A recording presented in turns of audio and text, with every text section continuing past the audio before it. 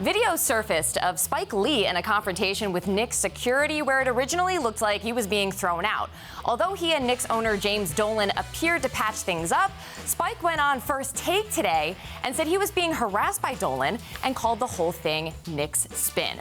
This afternoon, the Knicks releasing the following statement: "The idea that Spike Lee is a victim because we have repeatedly asked him to not use our employee entrance and instead use a dedicated VIP entrance, which is used by every other celebrity who enters the Garden, is laughable. It's disappointing that Spike would create this false controversy to perpetuate drama."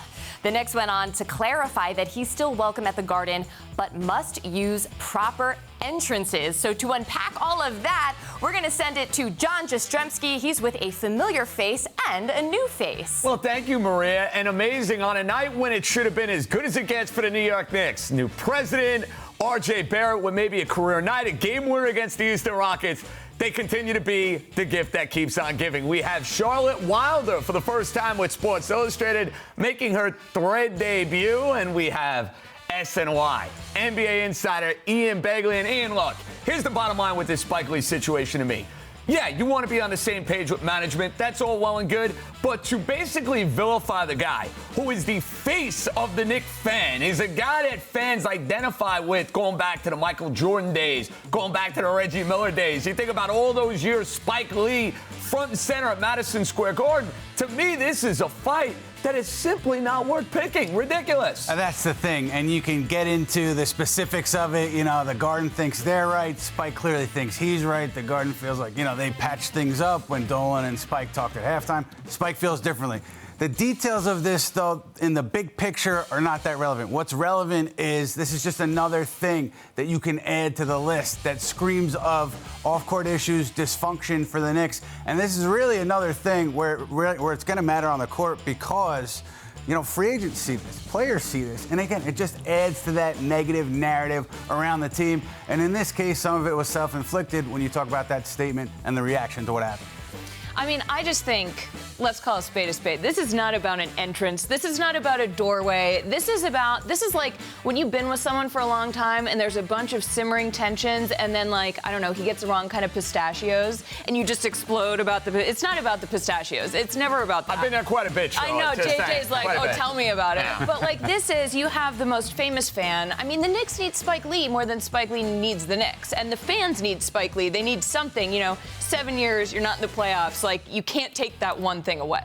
Well, Ian, you hit on something I think is very important, right, guys? The idea of perception around the New York Knickerbockers. The perception is, and I think it's fair, they're the biggest joke in professional sports. Period. End of story. Look at what they've been over the last 2 decades.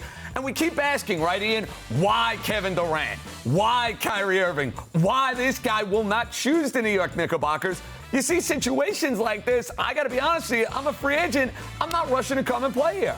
Yeah, this is not going to be a part of the recruiting pitch for free agents in 2020. I can guarantee you that. So, you know, we don't know, right, if it really hurts them with individuals because we don't know how Kevin Durant really feels about it. We don't know how Kyrie Irving really feels about it. But we know it doesn't help, right? And we know it just adds to that negative energy, negative perception about this team. So, you know, if you're Leon Rose, you know, night one, you get a great win against the Houston Rockets. You get your top young player making key plays down the stretch in that win. The story should be about those two items. I mean, my goodness, right? Can you have a positive night? The Knicks, who have negative night after negative night. Charlotte, Monday night should have been as easy as it gets. R.J. Barrett, new president, new vibes. Nope, not Knickland. Leave it to the Knicks to find a way to mess up the best thing that's happened to them in maybe years, honestly. Last night was huge, and it's just really impressive to me that they find a way to make off-court issues such a big deal. So, of course, you have players who, like, why would you sign there if you want to be talking about basketball? If you want your narrative to be like, hey, I'm one of the best basketball players in the world, and then people are out there talking about, like, how Spike Lee's not using the entrance you want. Like, that's not where you want the story to be. So I completely understand. Right, and that's the thing. You know, a lot of fans are like, why are we talking about this, right? Why are we talking about what Spike has to say? Why are we talking about this incident? It doesn't really matter. Because you're awful. But really, no, in an on-court sense, though, it can matter. You know, one of the things that Spike said in that First Take interview was he thought that the Oakley incident did impact Kevin Durant's thinking on coming to the Knicks. And that's why this matters, because you are chasing away some of the top players in in the game with things that have nothing to do with basketball, nothing to do with the basketball department. That's why, if you're a fan, this stuff is important.